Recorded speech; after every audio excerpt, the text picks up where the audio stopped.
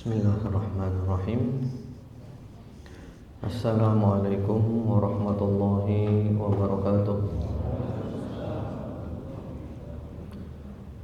Innal hamdalillah nahmaduhu wa nasta'inuhu wa nastaghfiruh wa na'udzu billahi min shururi anfusina wa min sayyiati a'malina. Man yahdihillahu fala mudilla lahu ومن يضلل فلا هادي له وأشهد أن لا إله إلا الله وحده لا شريك له وأشهد أن محمدا عبده ورسوله اللهم صل على محمد وعلى آل محمد وسلم تسليما كثيرا أما بعد اللهم إنا نسألك علما نافعا wa na'udzu bika min ilmin la yanfa. Ma'asyiral muslimin, bapak-bapak, ibu-ibu, saudara-saudara sekalian, rahimakumullah. Hari ini adalah hari Kamis tanggal 30 Muharram 1437 Hijriah yang bertepatan dengan tanggal 12 November 2015. Insyaallah kita akan lanjutkan kajian kita dari kitab Mukhtasar Minhajil Qasidin. Kita memilih pembahasan tentang perkara-perkara yang membinasakan. Yang lalu kita membahas tentang sifat hasad, iri dengki, dan segala hal yang berhubungan dengan sifat hasad. InsyaAllah pada malam hari ini kita akan membahas tentang bab fi dhammid dunia, yaitu bab tentang celaan kepada dunia. Pembahasan ini penting Bapak Ibu sekalian. Namun pembahasan ini perlu kita membahasnya sampai tuntas. Seandainya tidak tuntas pada satu pertemuan, mungkin 2 atau 3, diharapkan Bapak Ibu hadir semuanya, supaya jangan sampai nanti ilmu tentang dunia ini sepotong-sepotong. Karena biasanya para ulama kalau membahas masalah dunia, pertama-tama dijelaskan panjang lebar betapa buruknya dunia. Setelah itu dijelaskan lagi bahwa ada dunia yang baik. Nah ini penting. Jangan sampai kita hadir ketika pengajian tentang buruknya dunia saja. Nanti kita salah dalam memahami dunia. Atau kita hadir tentang dunia itu baik saja. Jadi perlu dua-duanya, dan mudah-mudahan Allah Subhanahu wa taala menjadikan kita termasuk orang-orang yang cinta akhirat tanpa meninggalkan dunia. Allahumma amin. Di dalam Al-Quran, di dalam hadis, dan di dalam ucapan-ucapan para ulama, itu ada istilah yang dinamakan dengan zuhud. Terutama kalau kita bicara dunia, selalu ada kata-kata zuhud. Zuhud terhadap dunia. Apa zuhud itu? Zuhud itu bukan berarti meninggalkan dunia. Banyak definisi. Definisi yang paling indah disebutkan oleh Ibnul Qayyim rahimahullahu ta'ala. Dan menurut beliau, ini adalah definisi paling baik tentang zuhud yang beliau dapatkan dari gurunya Syekhul Islam Ibnu Taimiyah rahimahullahu ta'ala. Ada zuhud, ada wara'. Wara', al-wara'u tarku ma yukhsha dararuhu fil akhirah. Sikap wara' itu adalah meninggalkan segala yang dikhawatirkan bahayanya di akhirat. Wah ini di akhirat bahaya, ini tinggalkan. Namanya wara'. Ini di akhirat bahaya, tinggalkan, wara'. Zuhud di atasnya wara'. Waz-zuhdu tarku ma la yanfa' fil akhirah. Zuhud adalah meninggalkan semua yang tidak ada manfaatnya di akhirat. Oh, ini di akhirat tidak ada manfaatnya, tinggalkan, zuhud. Ini di akhirat tidak ada manfaatnya, tinggalkan, namanya zuhud. Jadi zuhud itu di atasnya wara'. Namun zuhud itu Bapak Ibu sekalian tempatnya di hati. Kita tidak bisa menvonis orang sebagai orang zuhud karena penampilan luarnya. Jadi zuhud itu bukan berarti pakaiannya compang-camping, sandalnya jelek, gitu kan. Kemudian kalau jalan pelan, kayak orang mau mati gitu ya. Kalau ngomong juga suaranya lembut, kayak orang sakit. Itu bukan zuhud. Itu bukan zuhud. Rasulullah Muhammad SAW manusia paling zuhud. Tapi beliau kalau berjalan bagaimana? Seperti orang turun dari gunung, gagah kalau jalan. Kalau ngomong jelas suaranya sehingga semua orang paham omongan beliau. Demikian pula beliau juga mempunyai pakaian-pakaian yang indah, yang bagus, terutama untuk Jumatan, untuk sholat Id, dan untuk menyambut kedatangan tamu-tamu. Beliau itu seperti itu. Kalau ada dinikmati. Jadi zuhud bukan dari penampilan luar. Zuhud tempatnya ada di dalam hati. Karena itu pula Syekhul Al-Imam Ahmad bin Hanbal rahimahullahu taala pernah ditanya, apakah mungkin orang kaya tapi zuhud? Kaya tapi zuhud, mungkin apa tidak? Kata Imam Ahmad, mungkin. Loh, gimana ini? In kana la yafrah bi ziyadati mali wa la yahzan bi nuqsani atau kama qala. Yaitu dengan catatan dia tidak bertambah senang dengan bertambahnya harta dan dia tidak bersedih dengan berkurangnya harta. Kaya tapi kekayaan tidak masuk di dalam hati sama sekali.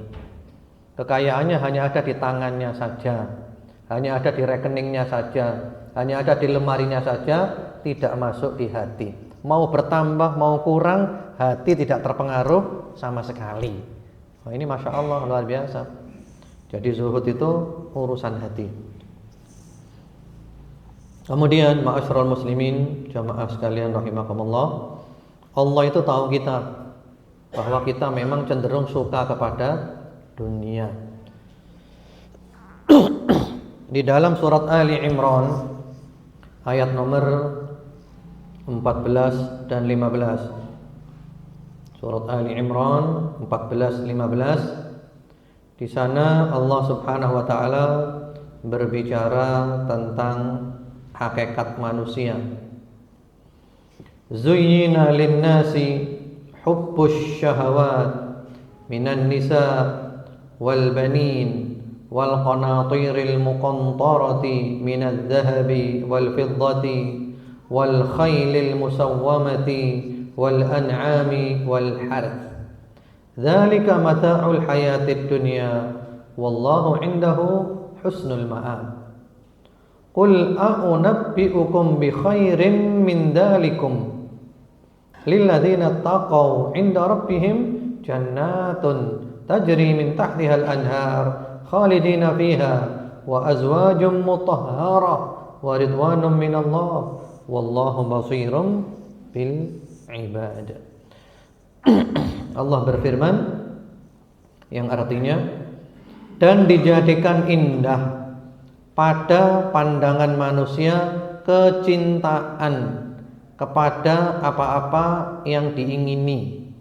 Ya. Allah akan menyebutkan perkara-perkara yang kita suka dengan perkara-perkara itu. Kita cinta dengan perkara-perkara itu. Yang pertama-tama Allah sebutkan siapa? Wanita-wanita. Ya. Ini kan karena biasanya yang diajak bicara orang laki. Kalau orang laki suka kepada wanita. Kalau yang baca orang perempuan berarti suka dengan laki-laki, tinggal dibalik itu saja. Ya. Jadi suka dengan wanita-wanita. Tentu saja maksud wanita di sini adalah istri. Iya kan? Bahkan Rasulullah Muhammad SAW itu ada 3 Bapak Ibu sekalian. Perkara dunia yang dicintai Nabi ada 3. Hubbiba ilayya min dunyakum at-tib wan nisa wa ju'ilat qurratu aini fis shalah. Dijadikan aku cinta kepada duniamu itu ada 3 perkara. Yang pertama-tama apa? Parfum. Rasulullah itu suka dengan parfum, minyak wangi.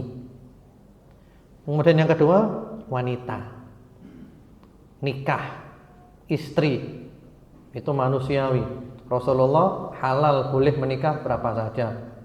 Kalau kita maka maksimal 4. Mudah-mudahan ibu-ibu enggak dengar.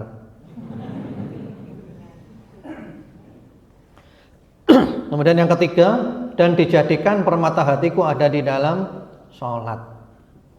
Ini kecintaan Nabi Bapak Ibu di dunia. Yang pertama apa tadi?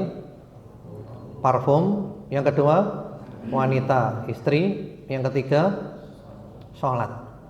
Kenapa Nabi kok milih 3 ini? Parfum, istri, sholat. Parfum, wanita, sholat. Kenapa kok 3 ini? Diungkap oleh para ulama. Ternyata ketiga-tiganya ini adalah kenikmatan rohani, bukan kenikmatan badan. Ketiga-tiganya ini adalah kenikmatan syurgawi. Dan orang yang seleranya tinggi itu suka dengan kenikmatan rohani, suka dengan kenikmatan syurgawi. Sementara kalau orang hanya suka dengan materi duniawi begitu saja, ini selera anak kecil. Kalau selera orang dewasa itu tinggi, rohani, ukhrawi, syurgawi. Ya, yang pertama-tama disebut adalah wanita-wanita. Kemudian anak-anak. Nah, apalagi itu disebut banin. Banin itu secara khusus anak laki-laki. Karena zaman jahiliyah dulu mereka kalau punya anak perempuan malu, lebih senang dengan anak laki. Padahal kita belum tahu yang lebih baik untuk kita laki atau perempuan. Bahkan kadang anak perempuan lebih menyenangkan hati daripada anak laki-laki. Kemudian harta yang banyak dari jenis emas, perak, kuda pilihan, dan binatang-binatang ternak dan sawah ladang. Ya, kita cinta kepada itu semuanya. Lalu kata Allah, itulah kesenangan hidup di dunia dan di sisi Allah lah tempat kembali yang baik. Katakanlah, inginkah aku kabarkan kepadamu apa yang lebih baik dari yang demikian itu? Artinya kamu cinta kepada itu manusiawi, tapi ada yang lebih baik lagi. Apa yang lebih baik itu? Untuk orang-orang yang bertakwa kepada Allah, pada sisi Rabb mereka ada syurga yang mengalir di bawahnya sungai-sungai, mereka kekal di dalamnya, dan mereka dikaruniai istri-istri yang disucikan. Maksudnya disucikan itu perempuan di surga tidak haid, tidak nifas. Di surga tidak ada kotoran, enggak ada ingus ya, yang jelek-jelek tidak ada. Bahkan di surga juga tidak ada orang buang air kecil, buang air besar. Makan banyak, tidak buang air besar, tidak buang air kecil. Kemana keluarnya? Disebutkan di dalam hadis itu jadi apa? Jadi keringat. Dan keringatnya baunya wangi, kemudian juga bersendawa. Bersendawa baunya juga wangi. Allahu Akbar. Serta keridhaan Allah, dan Allah Maha melihat akan hamba-hambanya. Ya. Kemudian juga di dalam ayat yang lainnya di surat Ali Imran ayat nomor 185, Allah mengatakan tentang dunia, wa mal hayatud dunya illa mata'ul ghurur. Kehidupan dunia itu tidak lain hanyalah kesenangan yang memperdayakan, yang menipu. Kebanyakan orang kalau sudah kena dunia ini lupa daratan. Betul apa tidak Bapak Ibu? Banyak ceritanya ya, banyak ceritanya. Ada kisah satu orang pemuda yang soleh. Dia miskin, dan pemuda ini Masya Allah di kampungnya dikenal sebagai pemuda yang baik. Sholatnya 5 waktu di masjid. Dia rajin tahajud, puasa sunnah, kepada tetangga baik dan yang lain-lainnya. Tapi dia miskin, nggak punya kerjaan. Kemudian tetangganya orang kaya. Tetangganya berpikir, alangkah baiknya kalau orang ini aku ajak kerjasama menjalankan harta saya. Lalu dipanggil, diajak ke rumahnya, diberitahu, Pak, saya punya modal, saya suka kepada Bapak, saya percaya kepada Bapak, monggo bagaimana kalau kita kerjasama. Namanya itu mudharabah, bagi hasil. Ini harta kamu jalankan, nanti keuntungannya dibagi sekian-sekian. Ya, setuju. Sudah, akhirnya dia dapat modal mulai kerja. Ternyata dari sinilah awal rusaknya orang soleh itu. Dapat harta, mulai kerja, ibadahnya mulai berantakan. Sholat 5 waktunya tidak di masjid seperti biasa, mulai kurang satu-satu. Bahkan akhirnya bukan hanya meninggalkan sholat di masjid, tapi juga kadang subuhnya kesiangan. Puasanya Senin Kemisnya mulai rusak. Tahajudnya juga mulai terlewatkan. Muamalahnya dengan orang berubah, tidak sebaik yang dahulu. Subhanallah. Jadi kena harta justru dia ini rusak. Karena itu orang miskin sabar dengan orang kaya syukur. Dulu sudah pernah kita bahas, lebih berat orang kaya yang syukur. Orang miskin sabar gampang. Kenapa? Karena tidak ada pilihan. Mau sabar nggak sabar ya tetap miskin. Mending milih sabar aja, tenang. Tapi kalau orang kaya, nah itu berat. Orang kaya punya pilihan, mau syukur bisa, mau nggak syukur bisa. Jadi berat orang kaya itu. Karena itu para sahabat dulu mengatakan, kunna ubtulina bid-dharra fasabarna wa ubtulina bis-sarra falam nasbir aw falam nashkur. Kami dulu diuji dengan susah, kami sabar, sukses berhasil. Tapi kemudian kami diuji dengan senang, kami nggak sabar, nggak syukur, nggak berhasil. Kemudian juga di dalam Al-Quran di surat Yunus ayat 24 Allah berbicara tentang hakikat kehidupan dunia. Innama mathalul hayatid dunya kama'in anzalnahu minas sama'i fakhtalata bihi nabatul ard mimma ya'kulun nas wal an'am hatta idza akhadhatil ardu zukhrufaha wa zayyanat wa dhanna ahluha annahum qadiruna 'alaiha ataha amruna lailan aw naharan faja'alnaha hasidan ka'an lam taghna bil ams kadzalika nufassilul ayati liqaumin yatafakkarun.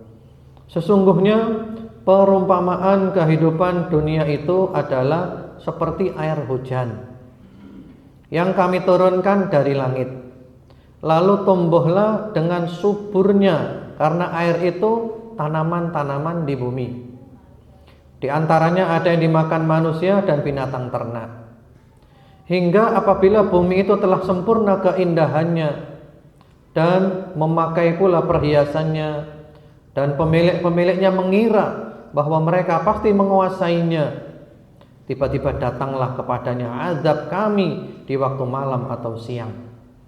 Lalu kami jadikan tanaman-tanaman itu laksana tanaman-tanaman yang sudah disabit, seakan-akan belum pernah tumbuh kemarin.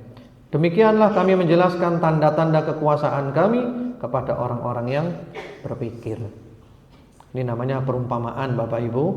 Allah sering memperumpamakan dunia dengan air hujan turun ke tanah, tanah menjadi subur, tumbuhlah tumbuh-tumbuhan hijau, menguning, rusak, mati.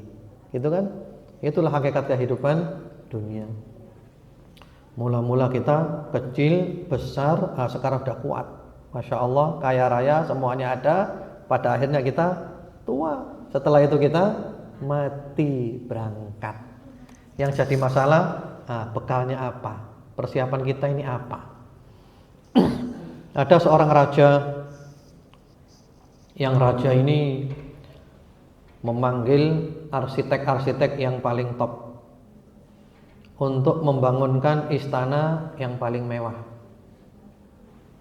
Setelah kumpul arsitek yang hebat, dibuatlah istana yang paling mewah, paling megah, tidak ada tandingannya. Kemudian setelah itu raja ini ingin pamer.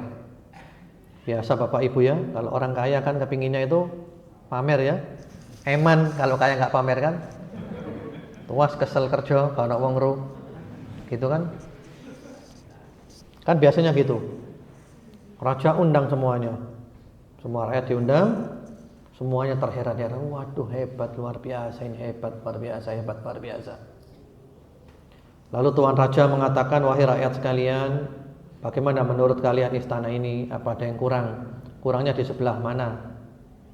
Semuanya mengatakan, wahai Tuan Raja, ini sempurna, nggak ada kurangnya. Lalu ada seorang alim yang mengatakan, wahai Tuan Raja, istana ini kurangnya 2. Wah, kaget rajanya. Apa itu? Yang pertama-tama, pemiliknya bakal tua. Kalau pemiliknya tua nggak bisa menikmati lagi. Mau apa sudah? Istri 1000 cantik semuanya. Wah, dia sudah kena stroke. Mubadir istrinya. Iya. Kemudian yang kedua, Tuan Raja, pemiliknya bakal mati, ditinggal semua ini. Lemes rajanya. Mau apa kita? Mau kaya model apapun, jabatan seperti apapun, siapa kita? Akhirnya masuk di kuburan. Kalau di tempat saya namanya kuburan asin. Kalau di sini di mana, Pak? Di mana? Iya, masuk di sana nanti. Coba Bapak datang ke kuburan sana, Bapak lihat di batu nisan itu ada jenderal, ada pejabat, ada rakyat yang dulu sombong-sombong, ada semuanya. Ada orang miskin jadi satu, masuk di dalam tanah.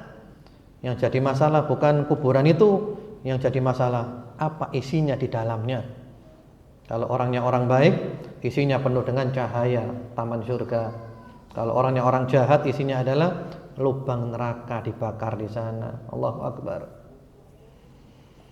Kemudian juga di dalam surat Al-Hadid, Allah membuat perumpamaan yang sangat indah. Ayat nomor 20 dan setelahnya kita baca ya. Al-Quran ini adalah nasihat paling indah. Allah Subhanahu wa ta'ala mengatakan, i'lamu annamal hayatud dunya la'ibun wa lahwun wa zinatun wa tafakhurun bainakum wa takathurun fil amwali wal aulad kamathali ghaithin a'jabal kuffara nabatuhu thumma yahiju fatarahu musfarra thumma yakunu hutama wa fil akhirati adzabun syadid wa maghfiratun minallahi wa ridwan wa mal hayatud dunya illa mata'ul ghurur. Ayat 20 dulu. Ketahuilah bahwa sesungguhnya kehidupan dunia ini hanyalah permainan dan sesuatu yang melalaikan. Laibun walahun. Ini kalau kita baca penjelasannya menurut para ulama ya, permainan dan sesuatu yang melalaikan. Dunia ini permainan. Kita merasa berbuat sesuatu padahal nggak ada hasilnya apa-apa. Contohnya sekarang, biasanya kita kalau ada Piala Dunia sepak bola, iya kan? Piala Dunia atau Piala Eropa, kan sibuk sak dunia ya, bola, permainan, iya kan? Katakanlah si fulan juara, ini juara. Hakikatnya dapat apa dia? Dapat apa hakikatnya? Tidak dapat apa-apa kan? Artinya bekal untuk akhirat dia dapat nggak dia? Nggak ada. Cuman sibuk aja di dunia, merasa mulia, merasa menang, ini merasa kalah, ini itu, padahal dia nggak dapat apa-apa. Kemudian juga contohnya lagi, orang yang mencari hiburan di klub-klub malam. Kan kalau malam ada ya, klub malam, ada kafe, ada diskotik dan yang lainnya. Orang ketika mencari hiburan di sana, dia hakikatnya nggak dapat apa-apa. Di sana mungkin seneng, tapi senangnya senang membohongi diri sendiri. Sudah ngantuk, angop-angop, dipaksa-paksa juga. Lah nanti ketika pulang ke rumah, sumpek lagi, ingin ke sana lagi. Di sana nggak dapat apa-apa lagi. Setelah itu pulang ke rumah, sumpek lagi, ingin ke sana lagi. Ya itulah dunia. Laibun walahwun, permainan senda gurau. Kita merasa sukses padahal nggak sukses. Ada orang yang merasa menang, ada orang merasa kalah. Karena itu Bapak Ibu sekalian, kan saya tuliskan itu ya, ayat-ayat sukses. Yang ada di website saya, ada di Facebook ada. Kemudian dulu juga pernah dikirimkan di WhatsApp dengan penjelasan-penjelasannya, WhatsApp dakwah. Itu orang-orang sukses menurut Al-Quran, menurut Allah. Sukses yang sebenarnya. Saya menulis itu karena terus terang saya mulai kecil dulu Bapak Ibu, saya paling suka membaca buku-buku sukses yang kebanyakan miliknya orang-orang kafir. Ya, D.G. Scott, Dale Carnegie, kemudian juga ya macam-macam, banyaklah. Kemudian saya berpikir, di Al-Quran ini banyak penjelasan masalah sukses. Al-faizun, al-faizin, al-muflihun, al-muflihin, faqad faz, fauzan, al-fauz, dan yang lainnya. Maka saya kepingin tahu, sukses menurut Al-Quran seperti apa. Lalu kurang lebih 10 tahun yang lalu saya kumpulkan ayat-ayat sukses itu dengan bantuan Al-Mu'jam, Al-Mufahras li Al-Fadil Quran. Cara mencari lafaz-lafaz di Al-Quran. Saya kumpulkan semuanya. Itu ada, kalau Bapak Ibu silakan buka di website saya, ayat-ayat sukses. hatibening.com. Ya. Ternyata Bapak Ibu sekalian, sukses menurut Allah dengan sukses menurut kita itu beda 180 derajat. Ya, itu penting kita pelajari. Jangan sampai kita merasa sukses, padahal menurut Allah kita nggak pernah sukses. Jangan sampai kita dikira orang sukses, padahal kita nggak pernah sukses. Atau boleh jadi kita dianggap orang gagal, padahal menurut Allah kita adalah sukses. Subhanallah. Itulah dunia, laibun walahwun, merasa berbuat segalanya padahal nggak ada apa-apanya. Kemudian kata Allah, dunia itu adalah perhiasan dan bermegah-megahan antara kamu, serta berbangga-banggaan tentang banyaknya harta dan anak. Seperti hujan yang tanam-tanamannya mengagumkan para petani. Kemudian tanaman itu menjadi kering dan kamu lihat warnanya kuning, kemudian menjadi hancur. Dan di akhirat nanti ada azab yang keras dan ampunan dari Allah serta keridhaannya, dan kehidupan dunia ini tidak lain hanyalah kesenangan yang menipu. Lalu kemudian Allah sambung di ayat 21. Ini solusinya. Kata Allah, sabiqu ila maghfiratim mir rabbikum wa jannatin 'arduha ka'ardis samai wal ard u'iddat lil ladzina amanu billahi wa rusulihi dzalika fadlullah yu'tihi man yasha wallahu dzul fadlil 'adzim. Biarkan orang sibuk dengan dunia, kamu fokuslah, berlomba-lombalah kamu kepada mendapatkan ampunan dari Rabbmu dan mendapatkan surga yang luasnya seluas langit dan bumi, yang disediakan bagi orang-orang yang beriman kepada Allah dan Rasul-Rasulnya. Itulah karunia Allah, diberikannya kepada siapa yang dikehendakinya, dan Allah mempunyai karunia yang besar. Jadi maksudnya ayat ini, dunia itu kayak gini, orang itu seperti ini, kamu jangan tertipu. Nah ini loh yang kamu fokus itu, cari ampunan Allah, cari surganya Allah. Sehingga ada nasihat dari Al-Hasanul Basri, seorang tabi'in rahimahullahu ta'ala. Apa kata beliau? Man nafasaka fil akhirah fanafishu, wa man nafasaka fid dunya fa'alqiha fi nahri. Orang yang mengajak kamu berlomba cari akhirat, kamu layani tawarannya. Berlomba cari akhirat, fastabiqul khairat. Monggo silakan. Tapi kalau orang mengajak kamu berlomba cari dunia, lemparkan dunia ke lehernya dia.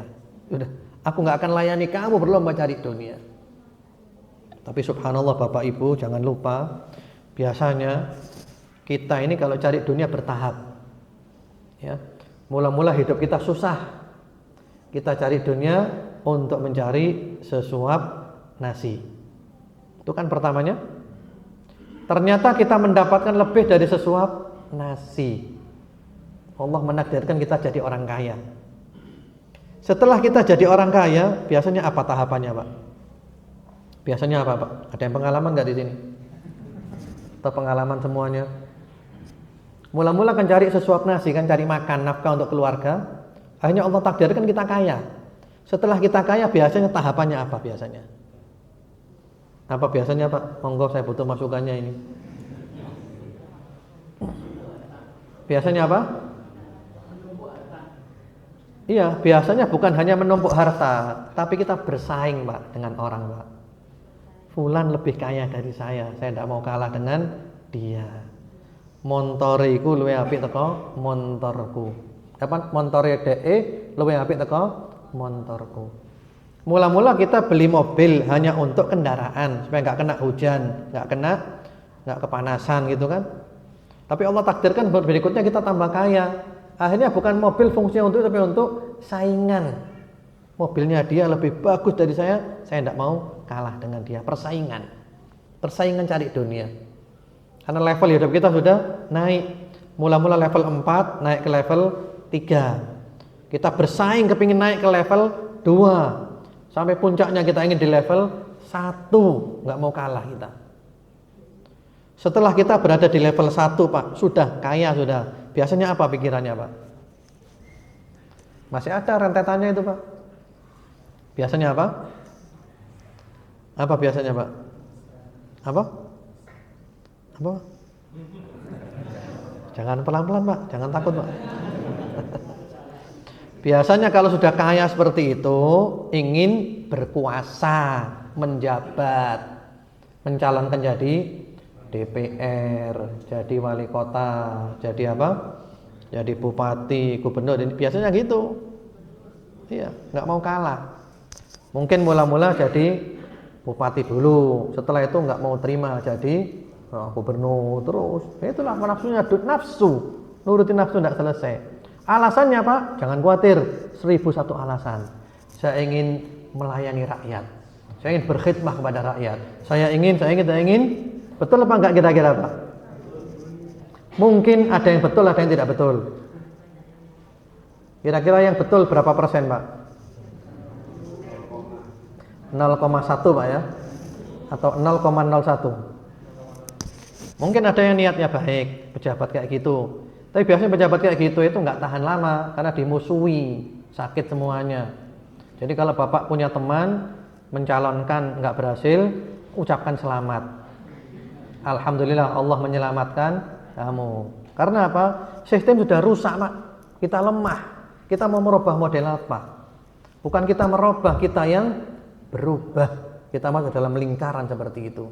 Dan contohnya sudah banyak. Walaupun tidak semuanya. Mungkin ada orang yang masih bisa merubah istiqomah. Baik, insya Allah masih ada. Tapi harus siap untuk dimusuhi. Siap mati muda Pak. Pejabat yang baik istiqomah siap mati muda. Kenapa siap mati muda? Sakit semuanya lahir batin dia. Iya, diserang sana, serang sini, susah kan? Iya. Seperti Umar bin Abdul Aziz mati masih muda. Karena beliau adalah khalifah yang adil. Musuhnya banyak, capek, payah, diganggu. Tapi mati adalah istirahat. Mati berarti istirahat. Demikian Bapak Ibu sekalian, sebenarnya masih banyak ayat-ayatnya ini. Kemudian di dalam kitab tersebut itu juga ada Bapak Ibu sekalian hadits-hadits Nabi dan cerita-cerita tentang hakikat dunia. Nanti ada dunia ini kayak apa, ada ceritanya semuanya Pak, perumpamaannya. Karena waktu kita singkat, berarti pertemuan kita ini tidak bisa diselesaikan dalam satu kali pertemuan. InsyaAllah nanti kita lanjutkan hadis-hadis Nabi tentang dunia. Kemudian kisah-kisah tentang dunia. Seperti apa perumpamaannya dunia ini. Kemudian baru setelah itu dunia yang baik, yang positif. Harta ini perlu Pak. Tapi nanti ada keterangan-keterangannya. Demikian, mohon Bapak Ibu yang hadir malam ini untuk hadir di pertemuan berikutnya supaya ilmunya lengkap masalah dunia ini. Karena kita sekarang baru bahas dunia itu jelek.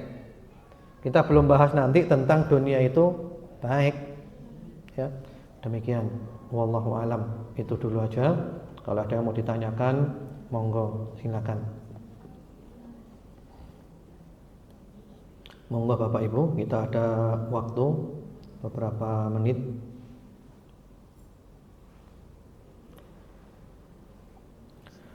Atau kalau tidak ada yang ditanyakan, saya tambahi sebuah kisah. Kisah ini diambil dari hadis Nabi riwayat Imam Muslim rahimahullahu taala. Hadisnya berbunyi, ad-dunya sijnul mu'min wa jannatu al-kafir. Dunia ini adalah penjara orang mukmin dan surganya orang kafir. Maksudnya hadis ini, orang mukmin ini di dunia seakan-akan berada di dalam penjara. Iya kan? Ini tidak boleh, ini tidak boleh, ini tidak boleh, ini tidak boleh. Kamu harus gini, kamu harus gini, kamu harus gini. Seakan-akan kita berada di dalam penjara. Sementara orang kafir seakan-akan berada di dalam surga, bebas semuanya. Mau apapun bebas, silahkan.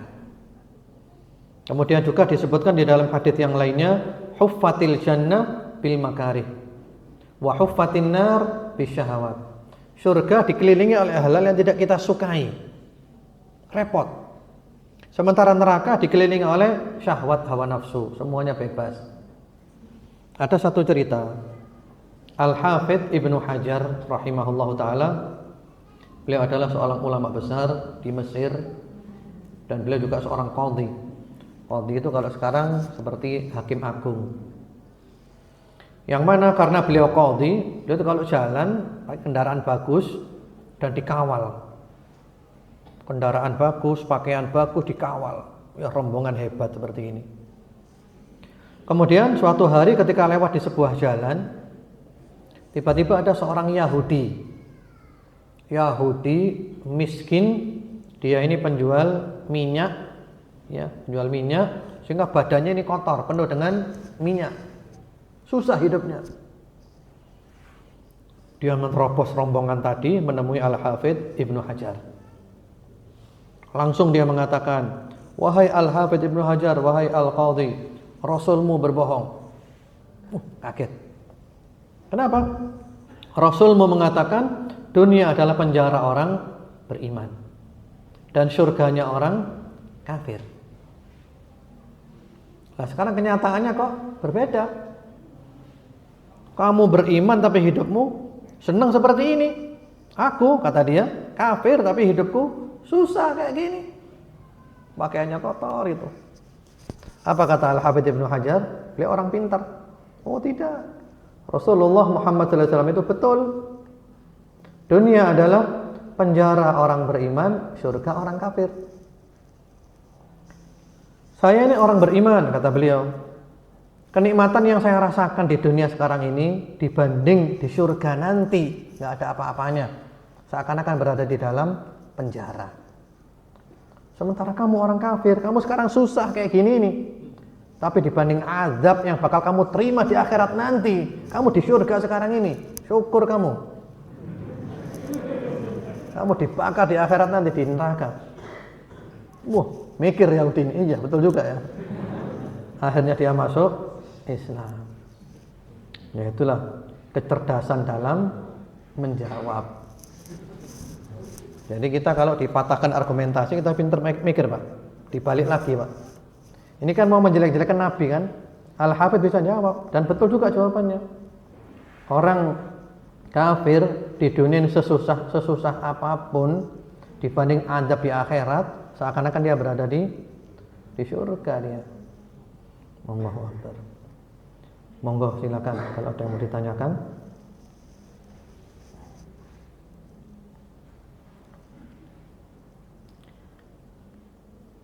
Ini sengaja memang saya beri waktu untuk tanya jawab karena biasanya waktunya nggak cukup. Monggo silakan Pak.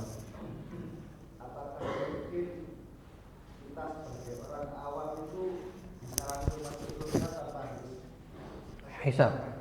Iya. Apakah mungkin? Insya Allah sudah pernah kita bahas di sini atau mungkin belum ya, atau mungkin di tempat lain, bahwa orang beriman itu pasti masuk surga. Orang beriman yang mati dalam keadaan iman bukan kafir pasti masuk surga. Hanya saja masuk surganya itu ada beberapa tahapan. Tahapan yang pertama adalah masuk surga tanpa hisab tanpa adab. Langsung. Wah, Masya Allah luar biasa. Ini adalah orang yang tauhidnya tinggi, tawakalnya tinggi. Yang mana disebutkan di dalam hadits yang sahih, jumlah mereka ada 70.000. Itu riwayat Bukhari Muslim.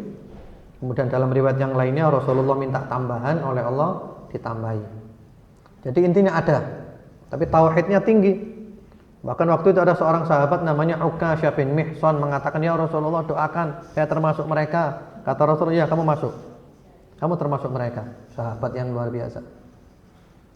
Kemudian yang kedua, orang yang masuk surga dihisab, tapi hisabnya ringan. Hisaban yasiro. Hisab yang mudah. Yaitu oleh Allah tidak diperinci semuanya, disebutkan secara global lah dosa-dosanya, ini dosa-dosamu, dia ngaku semuanya. Lalu Allah katakan, satartuha 'alaika fid dunya wa ana aghfiruha lakal yaum. Di dunia dulu dosamu aku tutupi dan hari ini aku ampuni. Masya Allah. Ini hisab yang ringan. Yang ketiga, orang yang masuk surga tapi dihisab dulu dengan sebenar-benarnya. Ini tersiksa. Man nukishal hisab faqad udzib. Orang yang dihisab dengan sebenar-benarnya tersiksa. Jadi kalau ibarat kita sekarang itu diaudit oleh KPK, kan berat ya. Wah, ini oleh Allah diaudit, Pak. Umur kita ditanya untuk apa, masa muda kita untuk apa, harta kita dari mana dapat, kemana keluar, ilmu kita amalkan atau tidak, siapa yang kita sembah, kita ngikutin Nabi atau tidak, diperinci semuanya. Wah, berat. Sehingga orang kaya, orang miskin masuk surga lebih dahulu dari orang kaya, jaraknya setengah hari. Dan setengah hari itu adalah 500 tahun. Karena apa? Orang kaya tertahan oleh hisabnya. Orang miskin nggak ada yang dihisab. Yang dihisab apa? Makan aja nggak ada. Tapi miskin yang soleh. Ya. Namun setelah masuk surga, boleh jadi orang kaya mengalahkan orang miskin. Kembali kepada tadi, miskin, sabar, kaya, syukur. Kemudian yang keempat itu Al-A'raf, yang ada di dalam surat Al-A'raf. Al-A'raf itu adalah orang yang kebaikan dan keburukannya sama, ditimbang sama, 50-50, 50-50. Wah, masuk mana ini? Mula-mula dia berada di pertengahan antara surga dan neraka, namun kemudian Allah dengan rahmatnya memerintahkan supaya dimasukkan ke dalam surga. Allahu Akbar. Betapa kemurahan Allah Subhanahu wa taala. Kemudian yang kelima, orang beriman yang dia ini mestinya masuk neraka, Pak. Dosanya banyak. Mestinya masuk neraka. Namun dia masih punya iman dan dia mendapatkan syafaat. Mungkin dia mendapatkan doa-doa, ya. Kan ada disebutkan dalam hadis kan, kalau ada orang meninggal disolati oleh 40 orang atau bahkan 100 orang. Tapi yang berkualitas, yang ahli tauhid, yang mendoakan dengan ikhlas, maka doa mereka dikabulkan oleh Allah, si mayit oleh Allah diampuni. Jadi orang ini mestinya masuk neraka, berkat syafaat tadi itu enggak jadi masuk neraka, masuk surga. Yang terakhir yang keenam, orang beriman yang masuk surga tapi mampir neraka dulu, Pak. Mampir neraka, dicuci dulu. Karena surga tempatnya orang baik. Kalau kita masih kotor, belum bisa masuk, dicuci dulu. Di dunia dicuci dengan musibah. Belum bersih, dicuci di kuburan, adab kubur. Belum bersih, dicuci di neraka. Setelah bersih baru bisa masuk ke dalam surga. Ya, tergantung vonisnya, Pak. Divonis masuk neraka 1 menit. 1 menit di neraka, Pak. 1 hari sama dengan 1000 tahun. Kami pernah minta teman-teman untuk ngitung, Pak. 1 menit di neraka sama dengan 253,5 hari atau 8 bulan. Allahu Akbar. Masuk LP Lokwaru aja sehari stres, Pak. Ini masuk neraka seperti ini. Apalagi ada yang namanya al-jahannamiyun, mantan penghuni neraka jahanam. Jadi dia masih punya iman, tapi masuk neraka, banyak dosanya dia, nggak diampuni Allah, dihukum dulu, dicuci dulu. Semuanya keluar. Dia ini paling terakhir keluarnya dari neraka. Disebutkan di dalam hadis seperti kal fahm, kayak areng Mak. Lalu kemudian dimandikan dari nahrul haya, sungai kehidupan. Lalu dia tumbuh lagi. Kemudian setelah tumbuh normal, dia melihat, itu kok indah itu. Apa itu ya Allah? Oh, itu surga. Silakan kamu mendekat. Ya Allah, betapa indahnya. Masukkan aku ke dalamnya ya Allah. Lalu kata Allah, kamu dapat surga, ditambah lagi, kamu dapat surga seperti dunia, ditambah lagi 10 kali lipat. Ya Allah, jangan meledek aku ya Allah, jangan menghina aku ya Allah. Dia menyangka Allah meledek dia.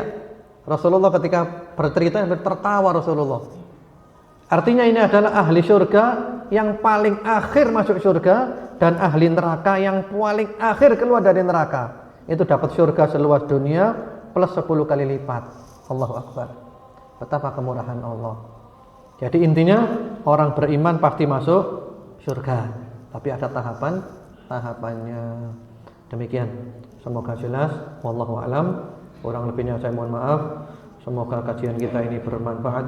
Allah menjadikan kita istiqamah dan Allah tutup umur kita dengan husnul khatimah.